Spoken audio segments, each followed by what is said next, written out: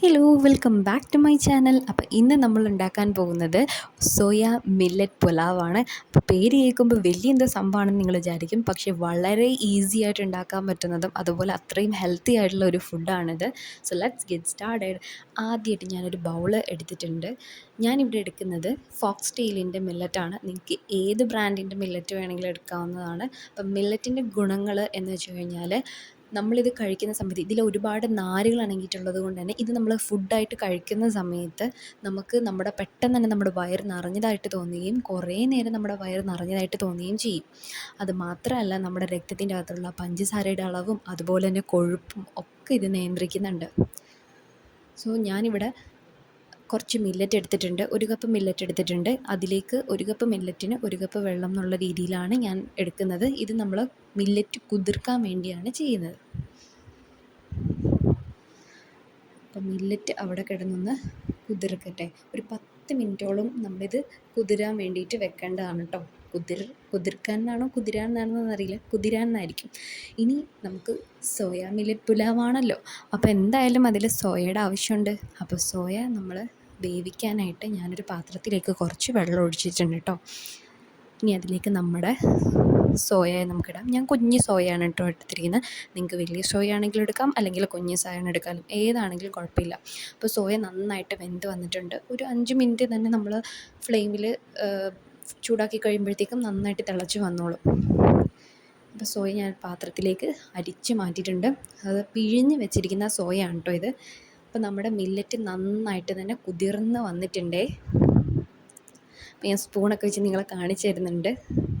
ഇനി നമുക്ക് ഈ മില്ലറ്റ് നന്നായിട്ട് വേവിച്ചെടുക്കണം. അതിന് വേണ്ടിയിട്ട് ഒരു കുക്കർ എടുത്തിട്ടുണ്ട്. അതിൻ്റെ അകത്തേക്ക് ഞാൻ 1 കപ്പ് വെള്ളമാണ് ഒഴിക്കുന്നത്.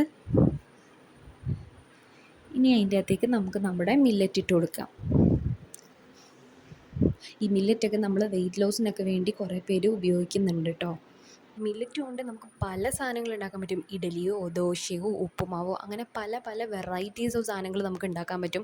വെയിറ്റ് ലോസിനൊക്കെ വേണ്ടിയിട്ട് വളരെ ഹെൽപ്ഫുൾ ആയിട്ടുള്ളൊരു ഫുഡ് തന്നെയാണിത്. കാരണം നമ്മളിത് കഴിക്കുന്ന സമയത്ത് പെട്ടെന്ന് തന്നെ വയറ് നിറയും. കുറേ നേരം നമുക്ക് വയറ് നിറഞ്ഞ പോലെ ഫീൽ ചെയ്യുമ്പോൾ നമ്മൾ കൂടുതൽ ഫുഡ് കഴിക്കത്തില്ല. അപ്പോൾ അതൊരു ബെനിഫിറ്റാണ് ശരിക്കും.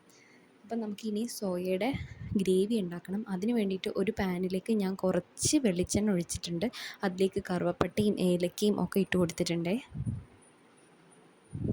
ഇനി നമുക്ക് വേണ്ടത് വെളുത്തുള്ളിയും ഇഞ്ചിയാണ്. അപ്പോൾ അതും കൂടി ഇട്ട് കൊടുത്തിട്ടുണ്ട്.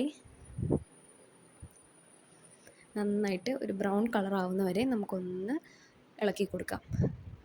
ഇനി ഇതിലേക്ക് ഇടാൻ പോകുന്നത് സവോളയാണ്.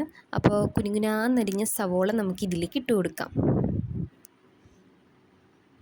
ഇനി നന്നായിട്ട് സവോള ഒന്ന് വഴറ്റി നമുക്ക് ഇങ്ങോട്ട് എടുക്കണം. അപ്പോൾ വലിയ ബ്രൗൺ കളർ ആവണ്ട, ഈ ഒരു പരുവത്തിനായാൽ മതി. ഇനി ഇതിലേക്ക് കുറച്ച് തക്കാളിയും കൂടി നമുക്ക് ഇട്ട് കൊടുക്കാം. അപ്പോൾ തക്കാളിയും സവോളയും നന്നായിട്ട് തന്നെ വഴറ്റി വന്നിട്ടുണ്ട്. ഇനി നമുക്കിതിലേക്ക് നമ്മുടെ മുളക് പൊടി കുറച്ച് ഇട്ട് കൊടുക്കാം.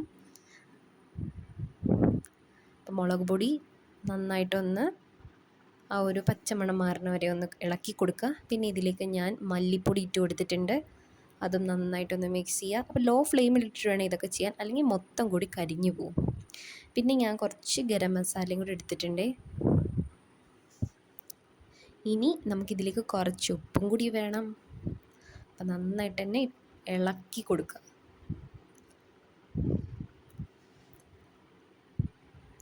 ഇനി നമുക്കിതിലേക്ക് വേണ്ടത് കുറച്ച് ടൊമാറ്റോ സോസാണ്.